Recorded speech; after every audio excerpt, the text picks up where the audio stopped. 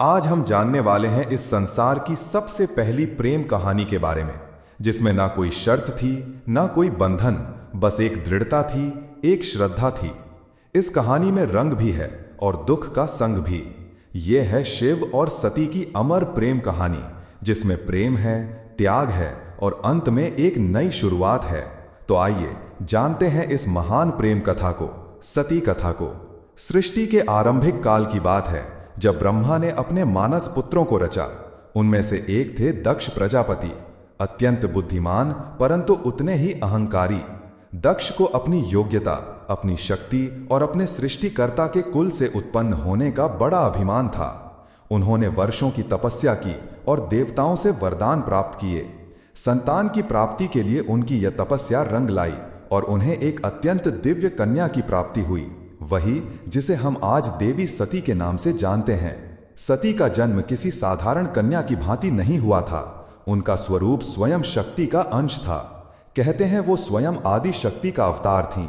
दक्ष को अपनी पुत्री पर गर्व था, लेकिन साथ ही उनके मन में एक अभिलाषा थी कि वो अपनी इस कन्या का विवाह किसी महान देवता, किसी वैभवशाली राजकुमार या किसी प्रतिष्ठित गृहस्थ से करेंगे।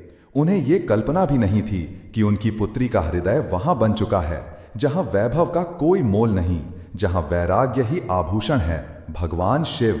देवी सती बचपन से ही विचित्र स्वभाव की थीं। अन्य कन्याओं की तरह न तो उन्हें श्रृंगार में रुचि थी, न ही राजसी जीवन की भव्यता में। जब जब वो शिव की चर्चा सुनती, जब किसी ऋषि द्वारा शिव की महिमा का वर्णन होता, उनका हृदय गहरे भावों से भर उठता। शिव जो शमशानवासी हैं, जो मृग चर्म धारण करते हैं, जो भस्म रमाते हैं और सर्पों को आभूषण की तरह पहनते हैं, आम कन्याओं के लिए यह भय का कारण होता, पर सती के लिए यही शिव उनके अंतर मन में बस चुके थे। धीरे धीरे ये आकर्षण भक्ति में बदला और भक्ति प्रेम में। अब सती का एक ही लक्ष्य था, शिव को पति रूप में प्राप्त करना। पर यह मार्ग आसान नहीं था। जब दक्ष को सती की इच्छा का आभास हुआ तो वे क्रोधित हो उठे। उनकी आंखों में तो शिव एक जंगल में भटकने वाले योगी मात्र थे। उन्होंने सती को समझाने का प्रयास किया कि वो किसी योग्य, राजसी और सम्माननीय वर को चुने, पर सती अब निर्णय कर चुकी थीं। उन्हें किसी धन, वैभव या पद की आवश्यकता नहीं थी। उन्हें चाहिए था वो परम पुरुष जो संन्यास में भी पूर्ण है, जो मौन में भी संपूर्ण है। और इसी लक्ष्य के लिए सती ने आरंभ की कठोर तपस्या। पर्वतों की गुफाओं में, प्रचंड वायु और वर्षा के बीच सती ने भोजन तक त्याग दिया। उन्होंने पृथ्वी पर बैठकर खुले आकाश में बिना निद्रा केवल शिव के ध्यान में लीन रहकर दिन, सप्ताह और महीनों का तप किया। देवताओं तक को आश्चर्य हुआ कि एक कन्या इतनी कठोर तपस्या कैसे कर सकती है। और जब उनकी तपस्या की अग्नि ने त्रिलोक को प्रभावित करना शुरू किया, तब अंततः भगवान शिव ने उनकी भक्ति को स्वीकार करने का निर्णय लिया। पर यह तो आगे की कथा है। अभी तो एक पिता के अहंकार और एक पुत्री के समर्पण की टकराहट शुरू हुई है। जहां एक ओर दक्ष चाहता है कि सती उसके राजनैतिक सपनों की सीढ़ी बने, वहीं दूसरी ओर सती हर सांस के साथ शिव का नाम जपती है। यही संघर्ष इस प्रेम कथा की पहली चिंगारी है। एक ऐसी चिंगारी जो आगे चलकर एक भीषण अग्निकांड बन जाएगी। सती अपनी तपस्या में लीन थीं। उनका एकमात्र उद्देश्य था शिव की प्राप्ति। अनंत उनकी भक्ति से प्रसन्न होकर शिव प्रकट हुए। शिव मुस्कुराए और एक क्षण में वो उस तपस्विनी के समक्ष प्रकट हो गए। जैसे ही सती ने अपनी आंखें खोलीं, उनके सम्मुख खड़े थे वही जिनके लिए उन्होंने सब कुछ त्याग दिया था। शिव ने उनके तप, प्रेम और अटल श्रद्धा को देखा और कहा, हे देवी, तुम्हारा प्रेम मुझे बाध्य करता है। आज मैं तुम्हें अर्धांगिनी के रूप में स्वीकार करता हूं। इस वचन के साथ पूरे ब्रह्मांड में आनंद की लहर दौड़ गई। देवताओं ने पुष्प वर्षा की और फिर आया वो शुभ दिन, जिसका साक्षी स्वयं ब्रह्मा, विष्णु और सारे लोग हुए। शिव और सती का दिव्य विवाह। शिव बारात लेकर स्वयं कैलाश से निकले, पर यह कोई साधारण बारात नहीं थी। इसमें भूत, प्रेत, पिशाच, नाग, सिद्ध, योगी, ऋषि, देवता सब सम्मिलित थे। शिव की सवारी नंदी थी, शरीर पर भस्म, जटा से गंगा, गले में नाग। ये स्वरूप देख सभी स्त्रियां भयभीत हो उठीं, पर सती के चेहरे पर गर्व था। उन्हें अपने शिव पर गर्व था। वैभव नहीं, सत्य का स्वरूप थे वो। विवाह का आयोजन राजसी नहीं था, पर दिव्यता से भरा हुआ था। स्वयं ब्रह्मा ने मंत्रोच्चारण किया, विष्णु ने कन्यादान किया और समस्त लोकों ने इस मिलन का स्वागत किया। ये केवल दो आत्माओं का नहीं, सृष्टि के दो मूल तत्वों शिव और शक्ति का मिलन था। लेकिन इस भव्य विवाह में एक स्थान रिक्त रहा, सती के पिता दक्ष प्रजापति। वे नहीं आए, न ही कोई संदेश भेजा, न ही कोई आशीर्वाद, क्योंकि उनके लिए ये विवाह एक अपमान था, एक चुनौती उनके अभिमान को। उनके अनुसार ये मिलन योग्य नहीं था और यहीं से प्रारंभ हुआ उस अग्निकांड का बीज जो आगे चलकर पूरे यज्ञ को जला देगा। समय धीरे धीरे बीतता है।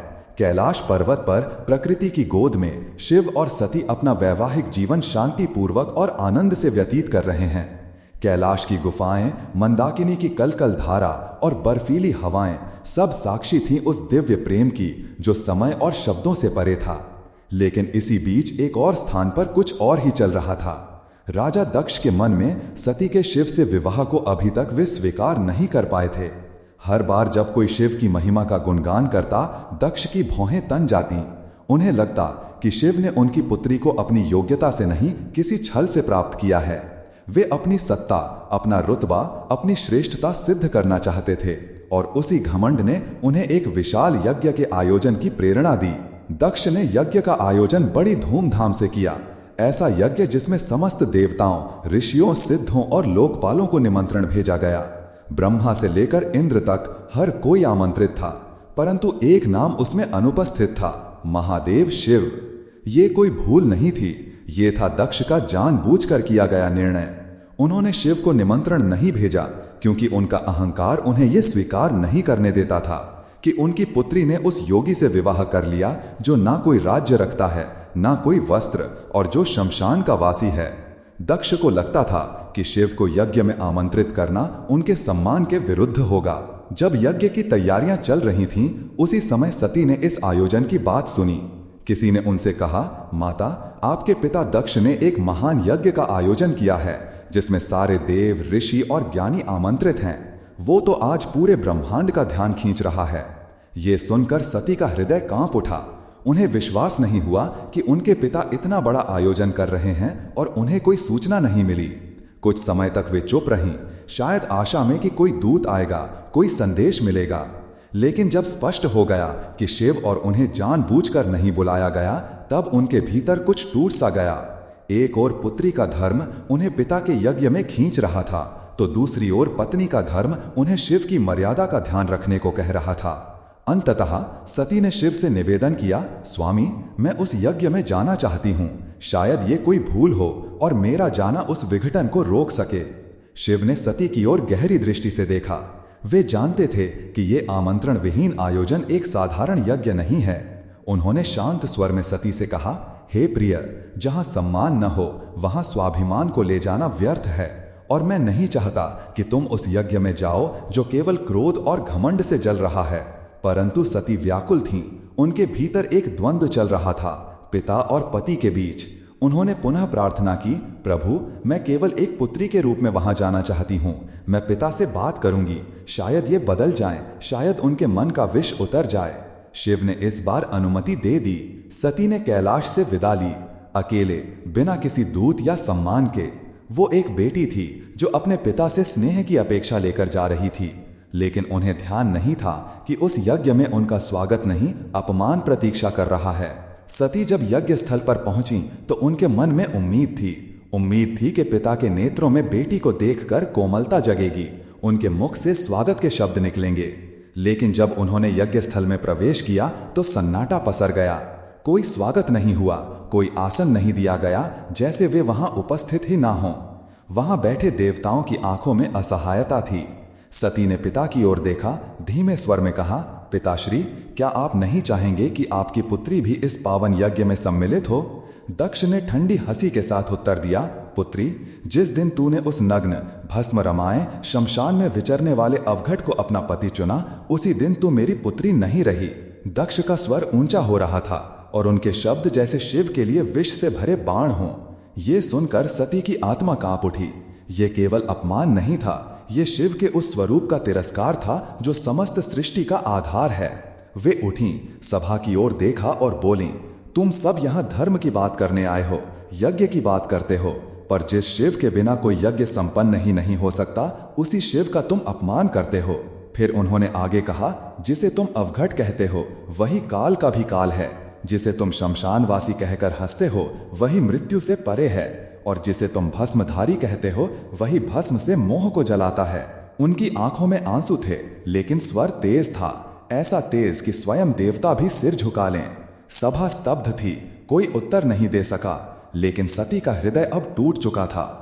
उन्होंने कहा, जिस शरीर ने आज मेरे प्रभु का अपमान सुना है, वो शरीर अब इस संसार के योग्य नहीं। और वे सीधे यज्ञ कुंड की ओर बढ़ीं। वहां उपस्थित देवता उन्हें रोकना चाहते थे, पर सती अब कोई नारी नहीं थीं, वे साक्षात अग्नि बन चुकी थीं। उन्होंने अपने नेत्र बंद किए, शिव का स्मरण किया और अग्नि में कूद गईं।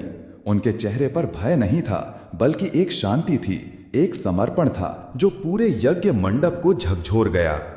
अब इस यज्ञ की अग्नि से वो तूफान उठने वाला था जो पूरे को तबाह कर सकता था। तो चलिए अब जानते हैं आगे की कथा। लेकिन उससे पहले अगर आपको ये वीडियो अच्छी लग रही है तो वीडियो को लाइक जरूर करें और कमेंट में लिखें, हर हर महादेव। कैलाश पर शांति थी, पर वो शांति तूफान से पहले की थी।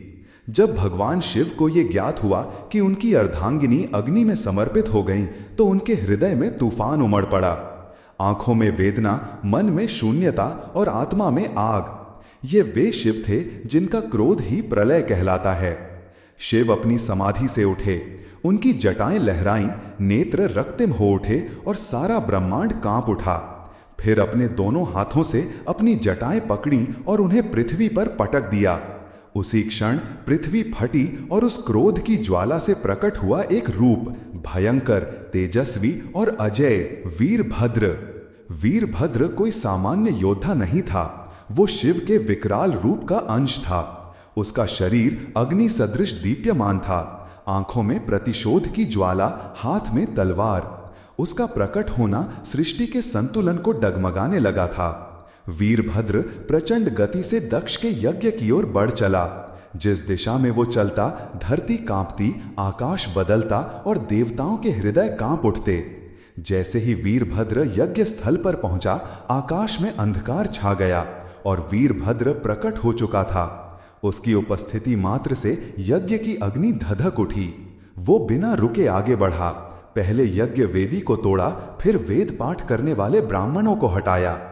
उसकी आंखों में एक ही लक्ष्य था, दक्ष। वीरभद्र के सामने कोई नहीं टिक सका। वो अकेला था, परंतु अजेय। उसके प्रत्येक प्रहार में शिव का श्राप था और हर गर्जना में सती का विलाप। अंततः वो दक्ष के सामने पहुंचा। दक्ष अब भी अपने अभिमान में डूबा था। वो चिल्लाया, मैं यज्ञ करता हूं, मुझे कोई छू नहीं सकता। वीरभद्र ने उसकी आंखों में देखा और कहा, तू पिता कहलाने योग्य नहीं। आज तुझे उसी अग्नि में भस्म करूंगा जिसमें तूने धर्म का मजाक उड़ाया। और एक ही झटके में वीरभद्र ने अपनी तलवार से दक्ष का सिर धड़ से अलग कर दिया। पूरी सभा में सन्नाटा छा गया। देवता स्तब्ध रह गए।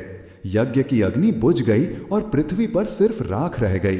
वो राख जो अहंकार, अधर्म और अपमान की अंतिम परिणति थी। वीरभद्र ने शिव की आज्ञा पूरी कर दी थी, पर यह कहानी यहीं नहीं रुकती। अब आएगा वो क्षण जब शिव स्वयं यज्ञ स्थल पर पहुंचेंगे, सती के शव को उठाएंगे और सृष्टि में संतुलन डगमगाएगा। जब महादेव यज्ञ स्थल पर पहुंचे, उन्होंने सती के जले हुए शरीर को देखा। वो दृश्य ऐसा था जिसने स्वयं काल को रुला दिया। शिव ने धीरे से कांपते हाथों से अपनी सती को बाहों में उठा लिया। उनकी आंखों से आंसू थे और फिर वे चल पड़े। शिव सती के शव को अपनी गोद में लिए पूरे ब्रह्मांड में भटकने लगे, उस विरह में जो पूरे ब्रह्मांड को भयभीत कर रहा था। ब्रह्मांड असंतुलित होने लगा। देवता भयभीत हो उठे। यदि शिव यों ही विलाप करते रहे तो सृष्टि का संतुलन टूट जाएगा, प्रलय आ जाएगा। तब सभी देवता भगवान विष्णु के पास पहुंचे और उनसे सृष्टि को बचाने की प्रार्थना की। तब विष्णु ने अपना सुदर्शन चक्र चलाया। जैसे ही सुदर्शन चक्र चला, उसने सती के शरीर को टुकड़ों में विभाजित कर दिया। शिव कुछ क्षणों के लिए रुके, पर प्रतिरोध नहीं किया। ये सृष्टि के लिए आवश्यक था। जहां जहां सती के अंग गिरे, वहां दिव्य ऊर्जा फैल गई। पृथ्वी के वे स्थान शक्ति से भर उठे और वहीं बने शक्तिपीठ। ये कोई सामान्य स्थल नहीं थे, ये उस अमर प्रेम की गवाही थे जो शिव और सती के बीच था। ये थे वो स्थान जहां स्त्री शक्ति, प्रेम, बलिदान और भक्ति सब कुछ एक साथ साकार हुए। कुछ स्थानों पर सती की आंखें गिरीं, कहीं उनका हृदय, कहीं उनके केश तो कहीं उनके चरण, और हर स्थान एक केंद्र बन गया मां शक्ति का, जो हर रूप में पूजनीय हुई, कभी दुर्गा, कभी भैरवी, कभी भवानी। यही वे स्थान हैं जिन्हें आज हम कामाख्या, वैष्णो, ज्वालामुखी, हिंगलाज और तारापीठ जैसे नामों से जानते हैं। इस प्रकार सती के वियोग से जन्मे ये शक्तिपीठ न केवल देवी के अंग हैं, ये उस प्रेम की शाश्वत उपस्थिति हैं जो आत्मा से आत्मा तक जुड़ता है। शिव अंततः हिमालय लौटे, पर अब वे ध्यान मग्न हो गए। वर्षों तक एक चट्टान की भांति बैठ गए, समाधि में डूबे। न शब्द, न गति, न भावना, बस मौन और सती की स्मृति। काल की धारा आगे बढ़ती है, युग बदल जाते हैं, पर कुछ कहानियां समय की सीमाओं से परे होती हैं, और सती की कथा उनमें से एक है। वो प्रेम जो अग्नि में तपकर शुद्ध हुआ था, वो विरह जो तांडव बन गया था। उस अधूरी यात्रा को अब पूर्ण होना था। पर यह कहानी यहीं समाप्त नहीं होती। प्रेम का सफर यहीं पर रुकने वाला नहीं था।